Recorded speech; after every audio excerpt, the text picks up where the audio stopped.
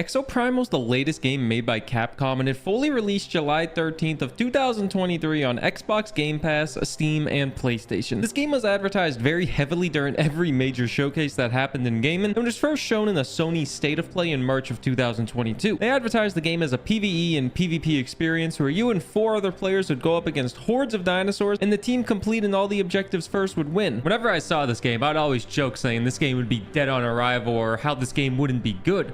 But as time went on, I grew a little bit more excited for the game, and I had a lot of curiosity as if this game would actually succeed or not. And to my surprise, the game attracted 1 million players in the first 2 weeks of its release, which is pretty good. But is this game good, and does it keep you engaged to play for more than a few hours? Well, I've actually done almost everything in this game. I've beaten the story and almost have gotten every single achievement, minus killing 100,000 dinosaurs. So I've played plenty of this game, and I can tell you, it's a good game, but it's severely lacks in a lot of areas, and I personally don't see this game living a long time unless things change. And really, I hope this game does succeed. It's genuinely a good time, but there are some glaring issues that really will not help this game in the long run and make this game die within the next few months, most likely. So what went wrong with Exoprimal? And before we fully jump into it, make sure you like and subscribe, as it helps out the channel a lot. And now, let's get into it. Really, we need to dive into this game as a whole so you can see what went wrong with it. And the first thing we can talk about is the most important thing, and it's the exosuit. The exosuits in this game are all the different characters you can play as. You can swap exosuits in the middle of a game as many times as you want, and really, there's a good amount of customization with them, with skins, decals, equipment, and even their own leveling system where you get unlocks based on their level in the game. It launched with 10 exosuits total, with 4 DPS classes, 3 tanks, and 3 supports, with a few of them being locked behind buying the season pass or grind in the game. And me personally, I was lucky enough to get a code from Capcom for the deluxe edition, so I had all the exosuits. They plan to add more variants according to the roadmap, but we'll see what that equates to. I will say my favorite to play are probably the DPS exosuits, minus Zypher, the melee one, but all the exosuits have their own unique skills and ultimate ability for you to learn, and all possess some good movement. You can definitely see some inspiration from other games like Overwatch, most definitely, but every exosuit can equip different rigs and modules, and the rigs are different items that have a cooldown, and it can be a quick sniper shot, a small shield, or a health pack drop, something small like that. But the modules are something that concerned me at first, that the game would be really unfair for newer players, as the modules can be all leveled up with bitcoins, which you earn from playing. Leveling up the modules improve the buffs that they provide, and each exosuit has a handful of modules they unlock by leveling them up, and then the game has 10 modules that all classes can use. On paper, these modules will look like a detriment to newer players, and it may scare people away immediately, thinking, why should I bother grinding for 10 hours to have the best modules when this guy has 30 hours and will win every time? I can see some people thinking that, but after playing for a long time, I've never once complained about dying to a player with better modules, as the PvP is much smaller than you expect. The rigs, modules, and the exosuits, they're all pretty good and well balanced, I would say,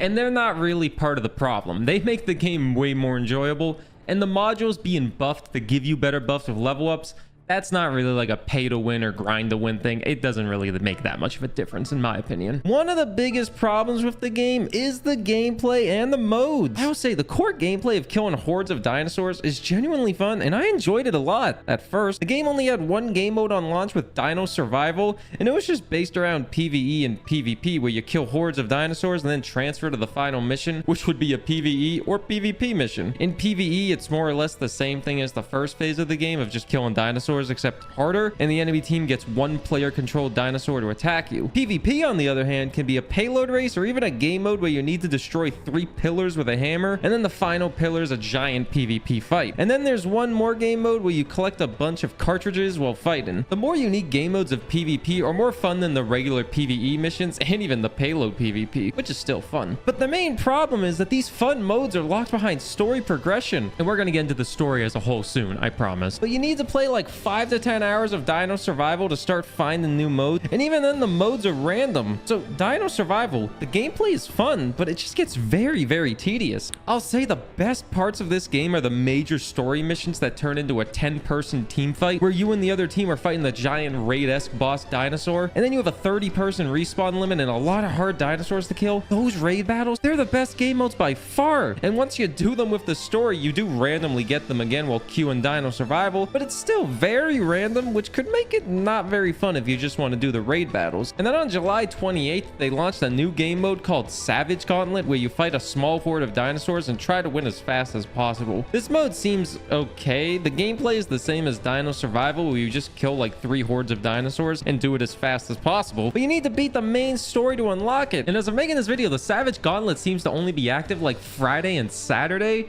and it's not even really that fun. It's like a 4-minute mission where you do 3 hordes of dinosaurs. I mean, and you can only do it like 2 days a week. Like, what's the point? And really, there doesn't seem to be any benefits of trying to grind Savage Gauntlet for the fastest time possible. And it's the same as winning or losing. It doesn't matter if you win or lose a game of Dino Survival. It just doesn't matter. You get more XP if you win a game, in which that's not really that big of a deal. A ranked system with this game could feel nice, as the PvP battles you get at the end of a game are actually pretty fun, but it's also a shame that there's particles all over the screen that make it harder to see. But really, that's all the gameplay and modes that Exoprimal really offers. It's kind of underwhelming.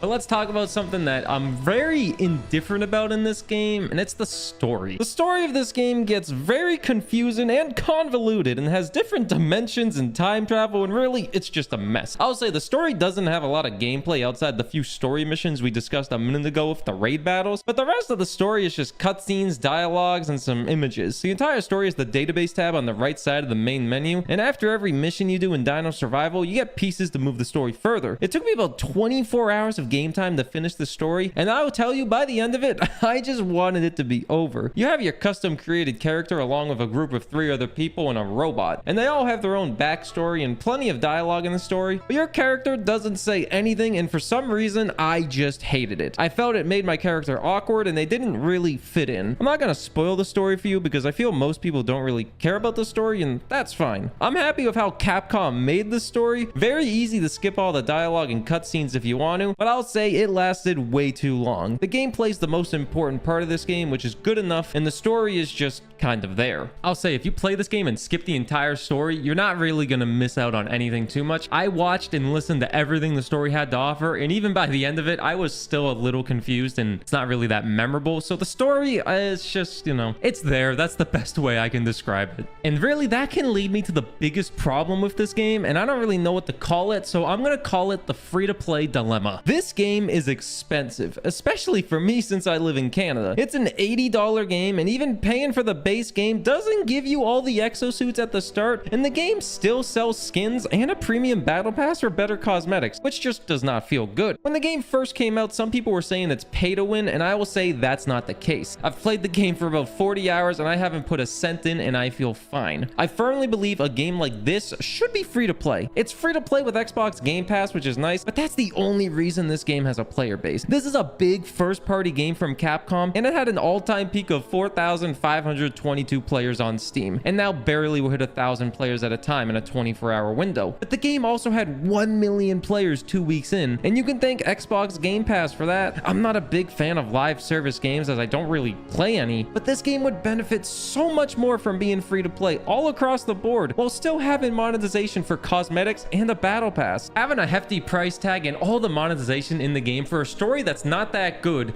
gameplay that is subpar after a few hours, and giving us about 3 game modes, it just doesn't feel good and it doesn't look good. I think the future of this game is grim. It's a really fun game that looks beautiful thanks to the RE engine, but lack of game modes and a giant price tag will be the death of it. I like the game, I want to see it succeed, but it will get tedious for most people quite fast, and the small amount of content being added in a long period of time will not do much. Looking at the roadmap, you can see they have high hopes for this game and even have a Street Fighter collab happening soon, but you won't have a big player base long term, especially from a pay-in market. If this game goes free to play, it opens up to a lot more people, and honestly, I could see it having a pretty decent sized community and staying alive, kind of like a Warframe situation, which I've never played, but I know it's still alive. But really, that's everything that went wrong with Exoprimal, and it's honestly a darn shame because it's genuinely a good game. The gameplay is fun, they just need more game modes, and I don't think it's gonna last long unless the game goes free to play. I'm still gonna play it here and there so I can get that last achievement of killing 100,000 dinosaurs, which is gonna take me forever.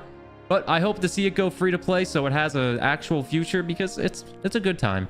Thanks for watching. An extra special shout out to the people that support me on Patreon still, allowing me to do this content creation dream full time with that little extra support. It really means a lot. Yeah, well, I'll see you next time.